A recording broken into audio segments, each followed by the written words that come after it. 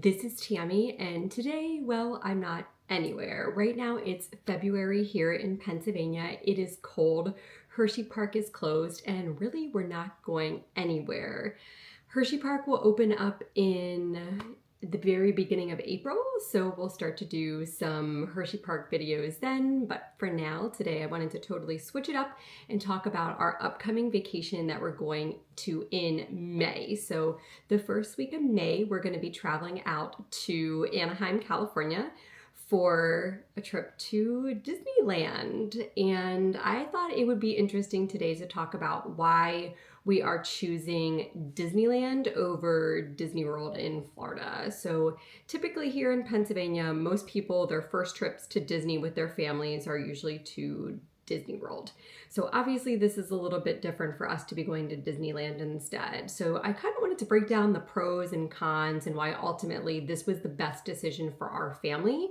So some of the things to keep in mind, we have a 4-year-old daughter, Claire, who is totally obsessed with the movie Cars.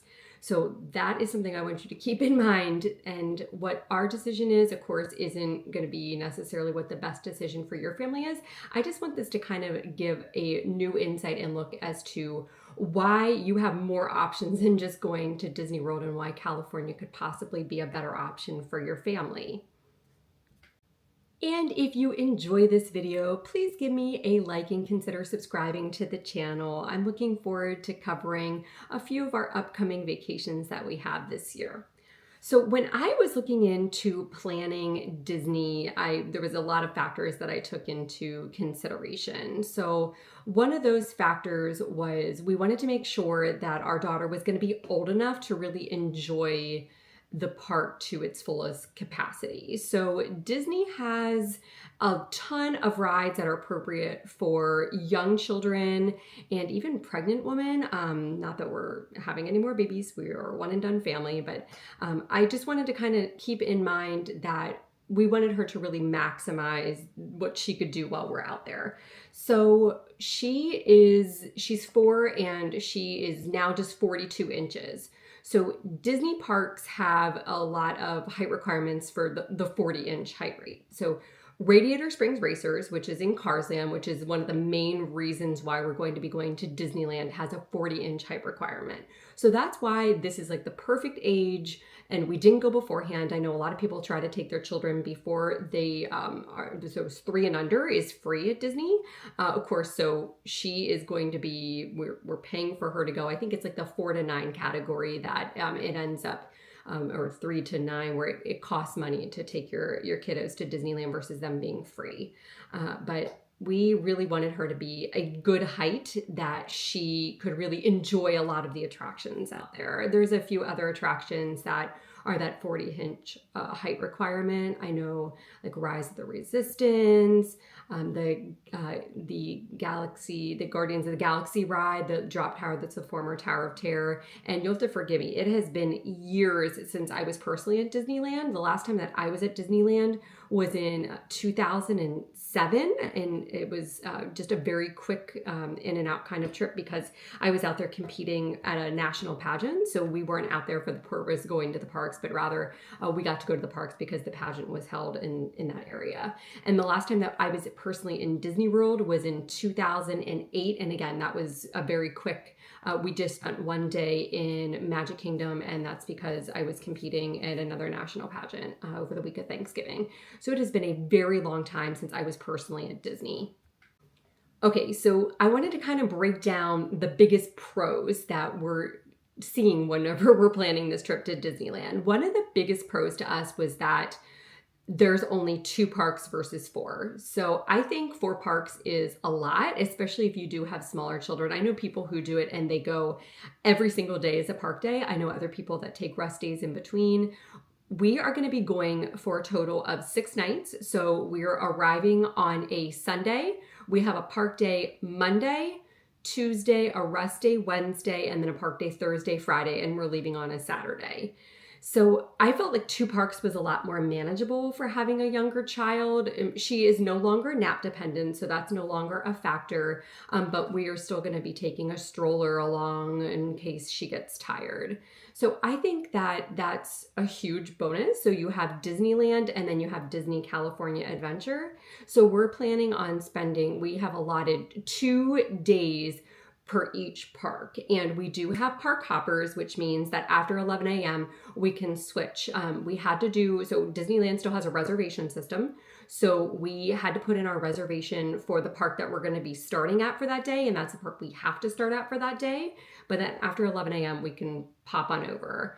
So 2 parks instead of 4, I think that's a huge difference in regards to just the manageability factor. So that was one of the biggest pros to us. One of the other big pros for us is that the parks are walkable. So when you go to Disney World, and again, it's been a very long time since I was at Disney World, and I just know that it's not very simple to go from your hotel to your park. You have to take different transportation systems. You have like a Skyliner, a boat, a monorail. It's just like a lot to me. So I like the ease of being able to literally walk from our hotel room to the parks, and then you can walk right in between the parks for hopping purposes. It's so easy because you have Disneyland, Disney California Adventure, and then a promenade in between, and they have Downtown Disney that comes off of the promenade. So I love the fact that we can just wake up and walk to the parks and get our day started. And where we're going to be staying, and I'll be talking about that, it's a less than 10-minute walk. I think that that's huge as far as you don't have to wake up as early, and it makes rope drop a whole lot easier. All right, hotel time. So Disneyland is so different compared to Disney World in regards to on-site property, right? So the hotels that Disney owns that give you the perk of the 30-minute early entrance at either Disneyland or Disney California Adventure pending the day. So Disneyland only has 3 hotels, and they are all expensive hotels. There is no I call it the cheap option. You're not going to have your value resorts like you do in Disney World.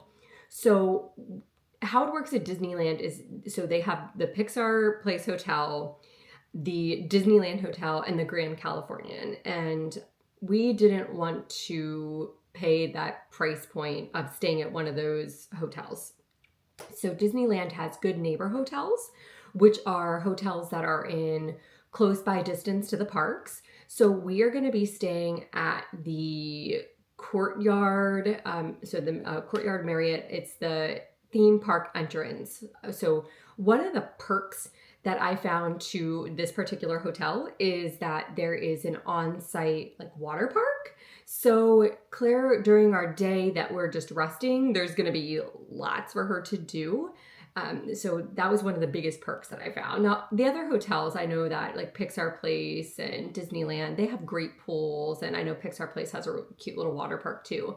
But just for the price point, I just didn't think that it was necessarily worth it for that 30-minute early time frame. So, and it makes it so easy for us to rope drop. And what we did was we planned our reservations to start at the park that doesn't have early entrance each day. So if the early entrance is at Disney California Adventure, we're starting at Disneyland so that we're not going to miss out on that early opportunity that these guests staying at these Disneyland hotels have. So that's the only downfall about staying at one of the Good Neighbors is you don't have that 30 minutes extra. But if you're not, it's not like it's at where you have both parks that are open early. It's only one or the other. So I think that is, just something financially to consider is it really worth it? And the answer is probably no, especially if you're like us when you have 2 full days at each park to really enjoy and not feel like you're rushed to do things. So the Courtyard that we're staying at is on Harbor Boulevard, which is where most of the Good Neighbor hotels are located. And it is a very quick walk to get to Disneyland. You just go out of your hotel down the street and can pop into the security area to get into Disneyland. And I think that is really convenient. We also have the ability to grab breakfast on our way from the hotel into the park. So unfortunately, the hotel that we're staying at doesn't include a free breakfast. So we are going to either like go to, there's a McDonald's, there's a Panera. So there's options that before you even get into the Disneyland property that you can grab a cheaper, more affordable breakfast. Of course, you can still get breakfast at the parks, but our goal, because we're not, we're not regulars, we don't live in California, this is going to be probably like a one and done trip, at least for a while. And we want to try to do as many of the rides as we can as possible when we're out there. So we are more focused on just quickly getting into the parks and rope dropping some attractions. So con-wise, getting to Disneyland if you are on the East Coast is going to be a little bit more challenging than if you are going to Disney World in Florida. Here in Pennsylvania, when we go to Florida, we choose to fly when we go to Orlando yearly down to Universal for Halloween Horror Nights, just because that's what's easiest for us. But Florida is definitely drivable. Whereas going to California, I mean, yeah, you can drive to California, but it's going to take a while. So you really have to fly. The good news is that there is options in regards to airports. So we're going to be flying into SNA, which is a lot closer than if you fly into LAX. LAX, you have a lot more of a drive to actually get to Anaheim. So I guess as far as like a con goes, price point in regards to traveling, it's more expensive for us to fly where we're going versus going to Orlando. Orlando flights are not terrible, but when I booked, I really didn't find the prices to be astronomical. I don't feel like we're spending a lot more money than we do when we go to Orlando to go out to California. So I guess it's definitely one of the cons of going to Disneyland when you live here on the East Coast versus if you're like in the middle of the country or on the West Coast. So transportation was definitely a factor in regards to making that decision. I don't know if it would have been, really much cheaper for us to fly into LAX, because then we would have had the expense of dealing with a transfer from LAX to the hotel in Anaheim. So I don't necessarily know if it would have been worth it. And I booked our trip. We are AAA members and we booked through AAA. The only thing that AAA did not do for us was book our flights. I did that independently. I think that overall we are spending less money going to Disneyland than we are Disney World, because I think with us going to Disney World, we would have probably stayed longer, because I don't think that it would have been manageable for us to do a park per day. I think we really need that rest day in between. And of course, down in Disney World, you have Animal Kingdom, Hollywood Studios, Epcot, and Magic Kingdom. And I just think that is a lot to do in the time frame. We're only going for 6 nights. So I anticipate that we would have probably been out there down for like 8 nights versus what we're doing in Disneyland. So financially, I do think that this is a more affordable option if you are planning on doing everything. Now, if you're going down to Disney World and only doing like 2 parks, that's a totally different story. But for us, because this is our first trip, this is our daughter's first introduction to Disney. My husband has never been to Disneyland. He was only at Disney World once when he was younger. We just wanted to really have a more full experience, which is why we're doing we've allotted 2 days for each park. We know we're probably not going to need 2 full days in Disney California Adventure, but that's why we have hopping options so that we can easily literally just walking across the promenade to the other park. I really think that's one of the biggest draws to Disneyland is that hopping option. It makes it so much easier. So that way, if you don't necessarily need a full day at one of the parks, you have the ability to pop back and forth after 11 a.m. as much as you like. And of course, one of the biggest draws for us for Disneyland is that Disney's California Adventure has Cars Land. So Claire is totally obsessed with cars. She's been obsessed with cars since before she was 2 years old. And this is truly going to be such a I don't even, she has no idea that we're going. So we're not going to tell her until we're, I think, like at the airport, because if we told her now, that's all we would hear about. So we have been keeping this a surprise. She knows we're going on vacation. She just doesn't know where. But because of her car obsession, the fact that you literally get to go and see Radiator Springs in person, it's just going to be amazing. And again, we really wanted to wait until she was 40 inches because I didn't want to go the whole way there and then for her not to be able to ride Radiator Springs racers. That would have been a huge disappointment. So that's why we waited now, and we feel like this is the perfect time and opportunity. And I think that's just going to be extremely exciting.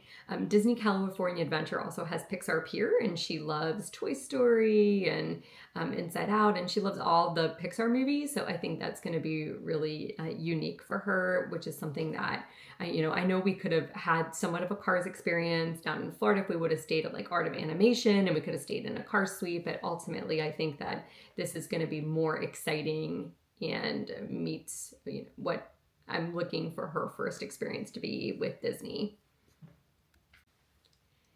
And because I feel like Disneyland is less to worry about, you're not worrying about the transportation factor, you're not worrying about hopping and how to hop in between all of these parks. And I do think that it has been easier to plan. So I started planning for this trip back, I want to say it was spring of last year is when I really started to think about getting this trip planned. I knew I wanted to do it before she starts kindergarten. So she will be turning 5 in August, and she'll be starting kindergarten in August. So I really didn't want to pull her out of school to do Disney. So I was thinking ahead in regards to when we were going to go. And one of the biggest things that I've done so far is I've been on YouTube watching YouTubers that regularly visit Disneyland and getting a lot of helpful hints and tips to really help us plan this. Watching reviews of different hotels to figure out which was going to be the best hotel option for our family. And some of the most helpful channels that I have found, SoCal Disney Dad is fantastic, especially with having younger children.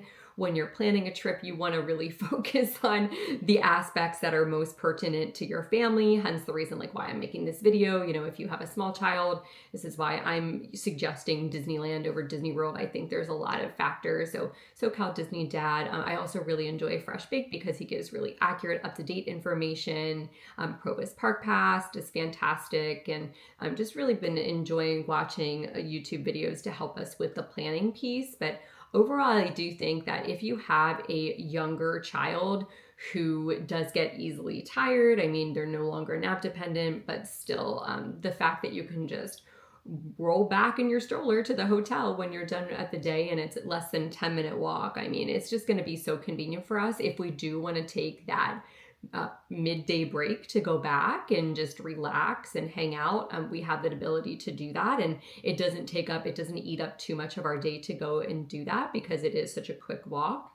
I just think that it's certainly something to consider, that if you are planning that, Disney trip, especially if this is going to be your first time introducing your kiddos to a Disney experience, this is a great option. And I really do think that, this is going to be something that we, then maybe down the line can do Disney World. But for now, I think this is going to be the perfect introduction to getting Claire to Disney for the first time. And, my husband's first experience out there, it's been a long time since I was out there. So we're really excited and looking forward to our trip. And while we're out there, I want to know what you guys want to see. What is pertinent when it comes to when you're thinking about planning a trip? I think some of the things we definitely want to highlight are how we managed each day. So I'm actually making a semi itinerary because we know there's things that we want to do while we're there. There's certain rides that we definitely want to hit. And I think it's kind of important to just make a tentative, this is where we're starting our day, having a game plan. I know that not everything goes to plan. Things happen unexpectedly, and having a plan sometimes can be not the best idea, but we are creating a game plan. So I think just kind of going and making videos while we're there about how we rope drop attractions, what we spent time doing, how long we waited. We are going before the 70th anniversary. So the 70th anniversary is starting more mid-May. We're going early May. We will be there during Season of the Fours. So I'm looking forward to kind of seeing what options we'll have related to the special event that's going on. But I know that I kind of just want to break down like our day so that maybe it will help if you do have a smaller kiddo and you're trying to plan and figure out your day, that would be something that would be helpful. And then also food. Our daughter isn't particularly picky. We just know that she's not going to want to do like spicy things and stuff like that. So just kind of exploring food options. So what I've been doing is the Disneyland app has been exceptionally helpful because you can literally see everything that's offered at restaurants. Unfortunately, we won't know the seasonal offerings yet, but we can at least kind of plan ahead, see prices. We do plan on doing a lot of meal sharing in order to save some money. And I don't necessarily think that we're going to each need our own full meals. So I think I am going to do a little bit about restaurants. But if you have any other suggestions on things that I should cover while we're out on that trip, please leave me a comment below. I'm excited to kind of just put together a little bit of content from our trip and looking forward to sharing it with all of you.